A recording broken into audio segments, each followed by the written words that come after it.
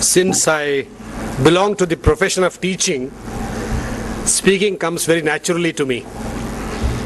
But in my 65 years of experience of life, this is the first time I'm making a request to the organizer.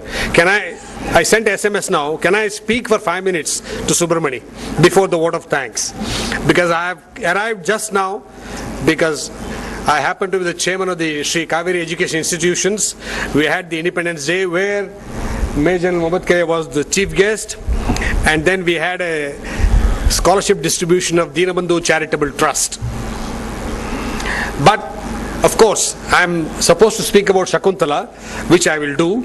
But more importantly, the reason why I sent a SMS, it came from my heart.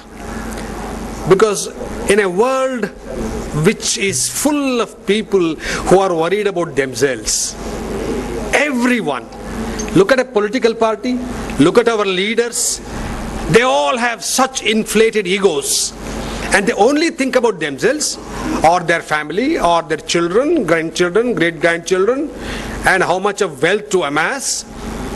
And in a world like that, to find somebody like Subramani, it is indeed an extraordinary event, an extraordinary occurrence. I am very happy to stand here and speak a few words about him. But before that, Shakuntala was my student when I was a very young teacher. I think I was 28 when she joined MA. So she was in the third semester batch of, we had a third batch of semester students.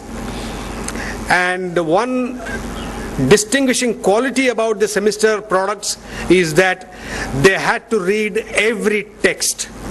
Those who did their MA before and after, what they would do is they would read a number of texts. So if there are 5 questions in a question paper, section A, B, C, D, E, so you choose accordingly. So you don't have to read the entire syllabus.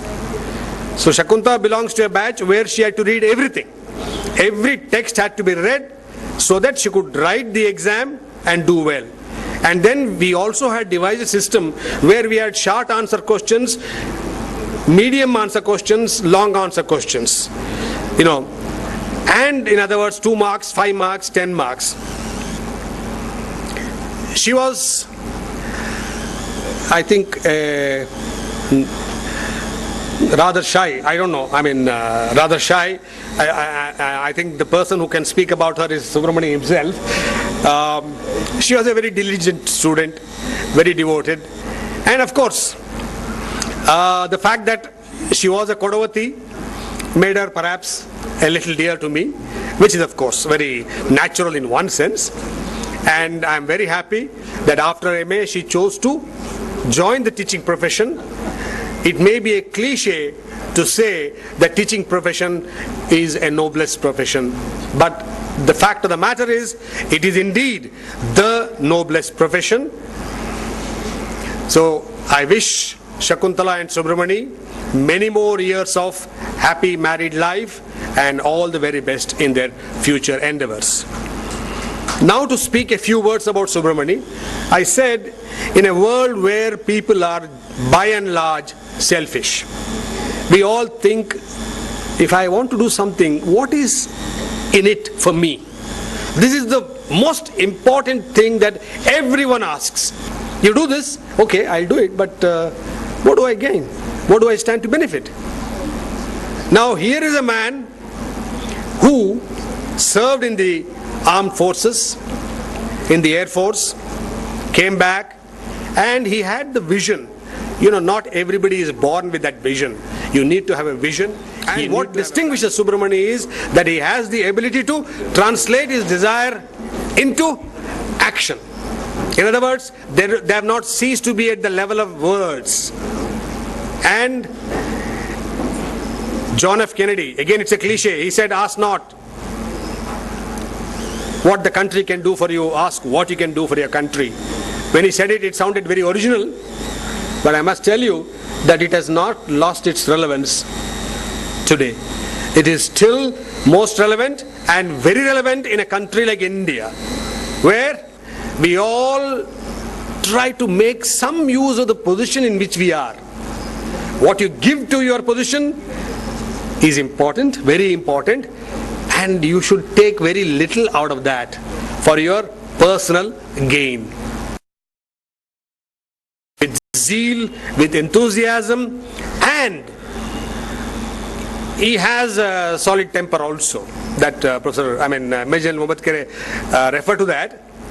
And what I like about him, something unjust happens, when something wrong is happening, when somebody is exploiting the system, when somebody is very cleverly using the loopholes in our rules and regulations, here is Subramani with a very powerful magnifying lens. He can read through, in fact, Major General VeKare spoke about his inside knowledge of the rules and regulations. And he is the one to find out where something has gone wrong, where somebody is very cleverly manipulating the system. Because in India, more often than not, it is not the systemic failure, it is the individuals who fail the system. And in a society like ours, we need Mandatra Nanaya Subramani all the more. We need more of Subramanis. Because people who have no voice, people who don't know how to get what they richly deserve, what is their legitimate due, they need to be helped by somebody. And that human service Subramani is doing to the armed forces, ex-servicemen. And I'm sure I mentioned to Major General VeKare this morning, look at the extraordinary manipulation of the government, the present government, in the delay in OROP. Something unimaginable. No, I thought it was the financials, the bureaucrats in the finance department, but I was told by Major General that our finance minister is also part of the financial bureaucracy. And a simple thing, they have given 70,000 crores excise duty waiver for gold and diamond industry. 70,000 crores. Whom are they helping? And how many corporates have got thousands of crores waiver? And here is a pittance of 8,800 crores, and that is yet to be sanctioned. Modi is a very powerful Prime Minister. He announced it last year, exactly a year ago. Still nothing had happened. And the most shameful thing that happened last night was the way the police tried to get the protesting ex-servicemen from their venue of protest, which is very sad. Anyway, I hope good sense will ultimately prevail, because the Babus are the ones who rule this country. I hope that Babudam will finally come to an end. And I take this opportunity, first of all, to thank Subramani for giving an opportunity, but more importantly, may God give him more strength, greater resilience, greater character, and greater determination, so that he will live long enough, celebrate the Golden Jubilee. I may not be around there, I will not be. Golden Jubilee of VeKare Ex-Servicemen Trust, and we all should pray for divine blessings to this wonderful couple and their family, so that you're able to reduce the suffering of so many dependents of the armed forces. All the very best, Subramani. Thank you, sir. Now may I request a very special invitee, Air Vice Marshal Om Prakash Tiwari, to address the gathering. Respected veterans.